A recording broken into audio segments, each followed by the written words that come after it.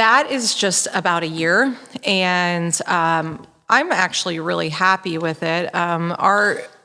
Prior going into this program, and the reason why it was developed is that we saw that there were so many barriers in the mental health system for our youth to get access to. And, you know, whether it was insurance or wait lists and what to do once you were connected to that service.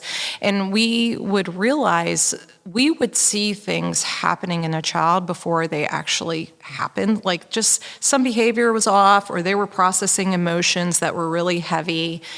And there was, you know, besides the support that we already give within our existing programs and through relationships, that's all we were able to give. And we just wanted to have more of a proactive approach in those situations, because what happened was it was always reactive.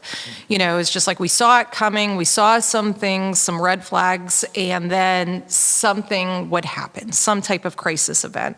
And once that would happen, they would just get connected into the mental health system, whether that was in school or through their family.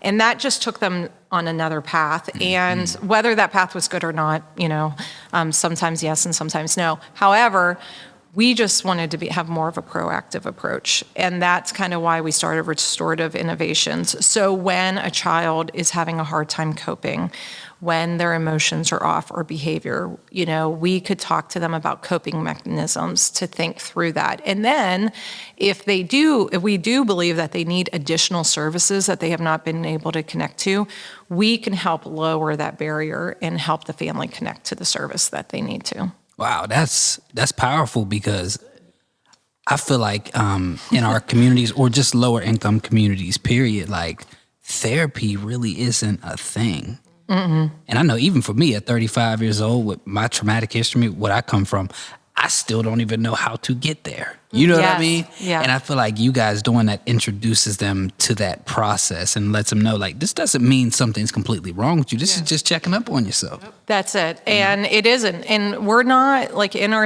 individual therapeutic environments, it's not like we're going into trauma and trying to unfold that. It's like a child is in school and they're having these thoughts and they don't know how to cope. Well, there are just some steps you can take to help you process that, to use correct words to talk about your emotions, how to ask for help, what you can do with like breathing and thinking and like different exercises. And so, and just helping the kids to walk through that as they are trying to manage those emotions. So it's just one step, like in emotional and mental health. And we think it's a step that's easy to meet with kids. They like it. You know, we make it interactive and enjoyable. They appreciate the one-on-one time.